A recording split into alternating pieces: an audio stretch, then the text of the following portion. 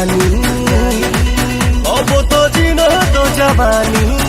सुनो सुनो रे सजन, ऐसे छुओ ना बदन, भोरे भोरे मोरा कान हड़कंप काटे मन।